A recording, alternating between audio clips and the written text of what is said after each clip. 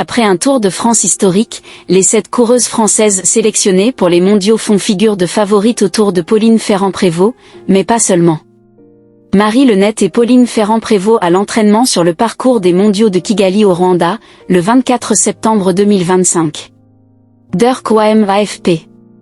Une équipe de France 5 étoiles. Avec Pauline Ferrand-Prévot en tête d'affiche, les Françaises font figure de favorites pour la course en ligne des championnats du monde de cyclisme, samedi 27 septembre, en direct sur France.tv, nouvelle fenêtre, dès 12h05 et sur France 3 dès 13h35, à Kigali au Rwanda. Ce statut d'équipe favorite est nouveau pour nous.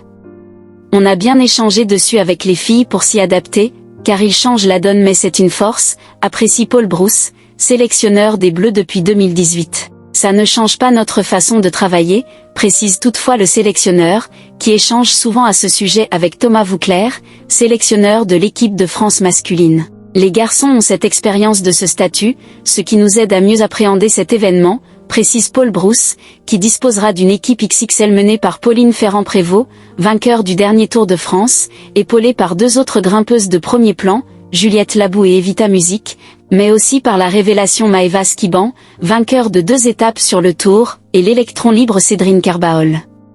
Sans oublier les 2 valeurs sûres que sont Léa Curigné et Marie Lenette, attendues dans un rôle d'équipière. Ferrand-Prévot vise un 16e titre mondial toute catégorie. On y va avec le sentiment qu'on va pouvoir vraiment peser sur la course, ce qui n'était pas forcément le cas les autres années. Même s'il y a d'autres nations collectivement coriaces comme l'Italie, la Suisse et les Pays-Bas, et aussi des individualités comme Katarzyna Niewiadoma ou Liane Lippert, énumère Paul Brousse, conscient que ces coureuses auront la pancarte aux yeux du reste du peloton. Surtout Pauline Ferrand-Prévot. À 33 ans, la champenoise est l'une des grandes favorites de ces mondiaux relevés, disputés à 1500 mètres d'altitude, une première depuis 30 ans et les mondiaux de Duitama en Colombie, avec 3350 mètres de dénivelé positif à avaler en 165 km.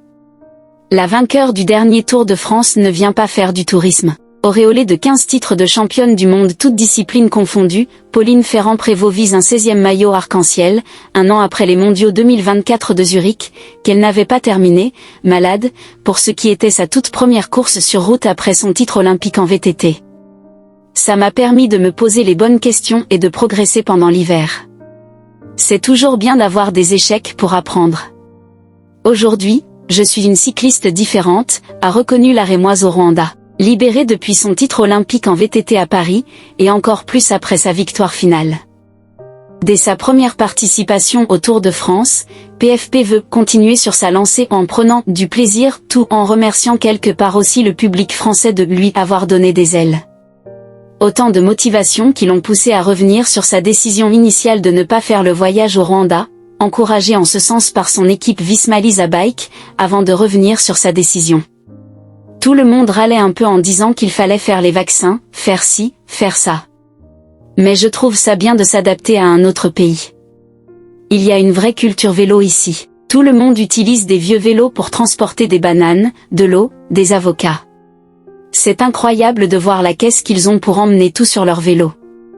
Après avoir pris le temps de redescendre de son nuage post-Tour de France, Pauline Ferrand-Prévot a effectué un stage de 3 semaines en altitude pour préparer ses mondiaux. Pour l'instant je me porte plutôt bien. Mais c'est pour tout le monde la même chose, on est en fin de saison, tout le monde est fatigué et un peu usé mentalement, prévient toutefois la leader des Bleus, qui ne sera pas la seule cartouche dans le barillet tricolore. D'autant que le contexte rwandais peut rebattre les cartes à tout moment, rappelle le sélectionneur Paul Brousse, on est sur des œufs avec la chaleur, l'humidité, la pollution ici, qui font varier les états de forme d'un jour à l'autre, pour nous comme pour les autres nations. Labou, Skiban, Carbaol. Les Bleus bien armés.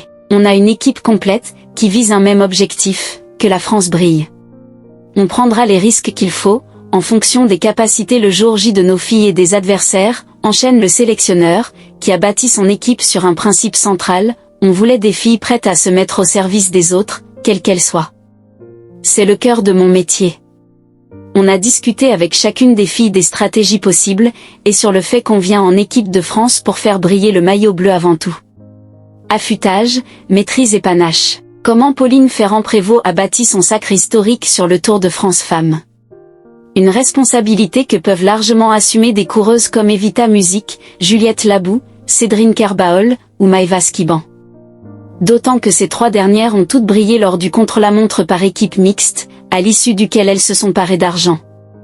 Cette médaille d'argent lance bien la semaine, ça crée une bonne spirale, note Paul Brousse. Ça a fait du bien aux têtes, notamment pour Juliette qui n'était pas bien le jour du chrono individuel, 7e, mais qui était dans une forme exceptionnelle en équipe. Les Bleus ont donc en tête plusieurs scénarios évoqués avec les coureuses, qui évolueront selon les aléas. Et au moins 5 coureuses taillées pour jouer la gagne, face aux néerlandaises, italiennes et aux autres stars isolées. Car, contrairement aux hommes,